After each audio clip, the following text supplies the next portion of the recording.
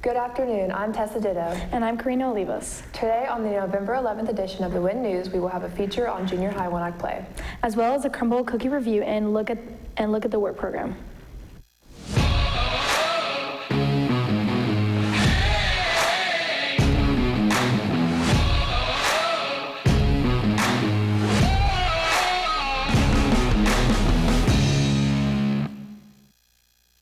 Today is Veterans Day, a day honoring military veterans who served in the United States Armed Forces. We thank you for your service.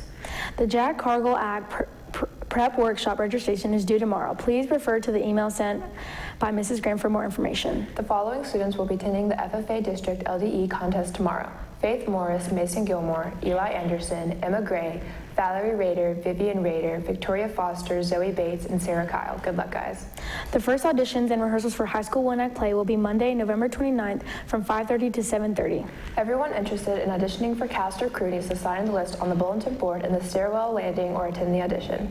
Now to Caden Ritchie and Caitlin Hilbers with the information on the junior high one-act team. Junior high one-act play are preparing for a competition in November. Okay, our play this year is called After Hours, and it's by playwright Kevin Stone. So the script is a story about two mannequins and a mannequin friend who is shipped to them, who come alive during the night, and on this particular night there is a burglary at the store and they save the store from the burglars. So we have practice every Tuesday and Wednesday after school. And our theater class is helping us design the set and costumes, so we work on that during the school day. Our actual contest is going to be November 17th in Quanah, and at the moment we're planning to have a dress rehearsal in front of the school on November 15th. My role in the play is man one. He walks by and talks for a little bit, and then he walks off stage, and I'm also backup lights. The practices are going good. Everybody's memorizing their lines and getting off script, and they're just fitting in their place. I play Luann, and she's the sarcastic mannequin who always picks on Danny. We've been practicing every Tuesday and Wednesday after school, and we've been memorizing lines and doing blocking. I am burglar number one. Me and Shooter Canada, burglar number two, we break into a store and we steal stuff, and some of the other mannequins, they come to life and they try to stop us, and then ultimately they win. So this is my first year, and memorizing stuff has been really hard because I'm not the greatest at it, but the teachers really help, and we have some really good actors this year. So my role in the play is Danny, and he's a mannequin, and he's kind of a smart aleck, but what we do for the play is we try to work on our blocking and memorizing our lines. My character her name's Patty, and she's a mannequin, and she's really bossy. This year it's different because we don't have to wear masks, and the play is not as boring as it was last year. So this is my last year doing it in junior high, but I'm definitely going to try out again next year, and I think we can do pretty good in this play. Reporting for the WIN News, this is Caitlin Hilbers. Thanks, guys. The play will be performed Monday for parents and junior high students. They will compete at the District one-act play contest on Wednesday in Quanah.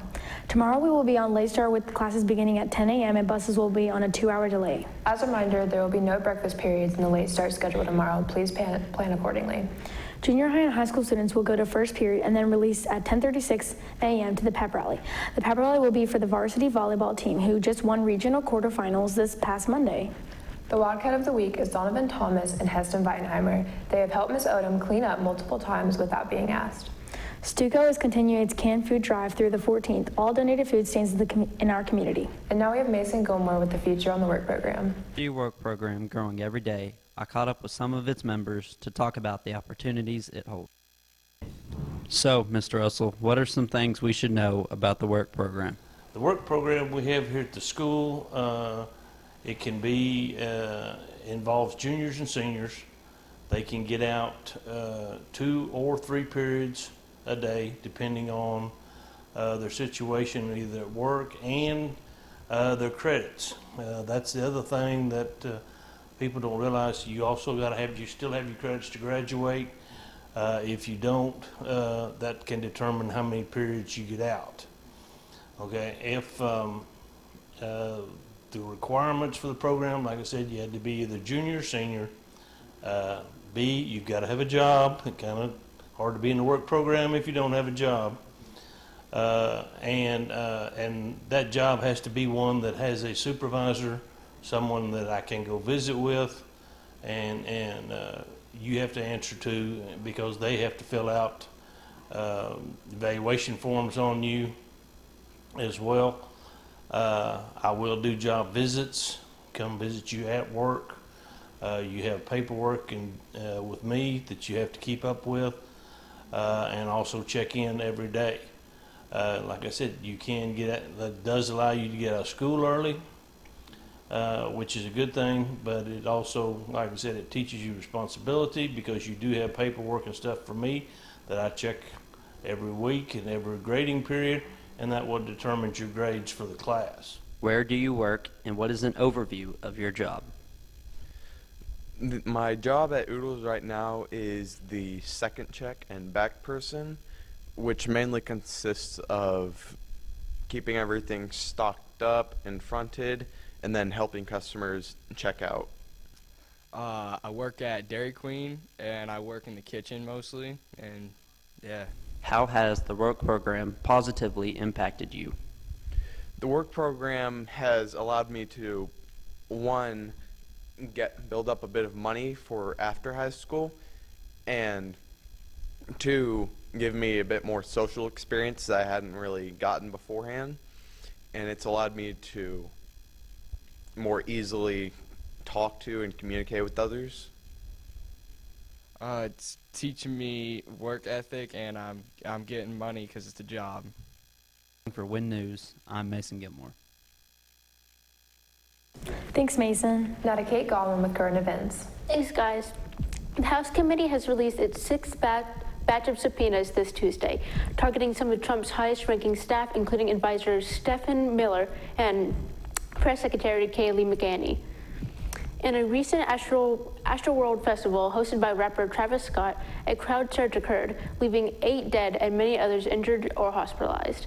A criminal investigation is underway, and many lawsuits have been filed against Scott. Pfizer and BioNTech said on Tuesday that they're seeking emergency use authorization from the U.S. Food and Drug Administration for COVID-19 vaccine booster. This includes all individuals age 18 and up. After continuous testing, the company has found that boosters were safe and had an efficiency of 95%.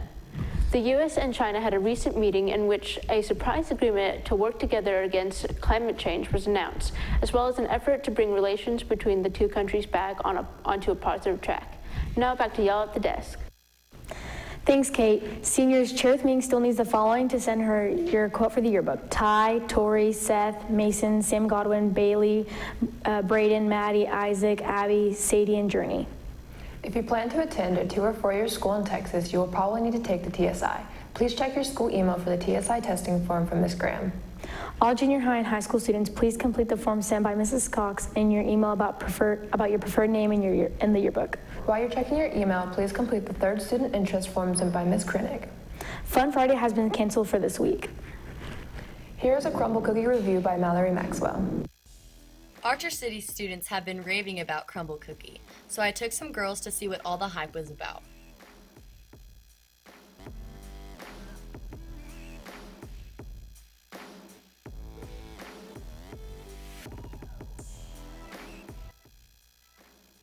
This week's flavors were chocolate crunch, cornbread, peanut butter M&M, and churro. Okay, I got the cornbread cookie, and overall, it's a 9 out of 10 because it was the perfect amount of sweet and savory. I got the churro cookie, and I rated a 9.8. It had a little too much cinnamon. I got the original featuring peanut butter M&M's Candies cookie served warm. It's pretty good, not gonna lie. Rated it probably a 9 out of 10, one of my favorites, not gonna lie. This is Mallory Maxwell reporting for Win News. Thanks, Mallory. My favorite cookie is the lava cake cookie. Now to John Mactoff in the Sports Center. Thanks, guys. Varsity football will play tonight in Abilene against Crosbyton for the Bi-District Championship. Tomorrow, the Lady Cats will travel to the regional volleyball tournament in Princeton. The first game will be tomorrow night against Bremen at 8 o'clock. If they win, they will play Saturday at 2 p.m. against Crawford or Tom Bean. Good luck to all the Wildcats and Lady Cats. Thanks, Sean. That's it for this edition of the Win News. Have a good day, Archer City.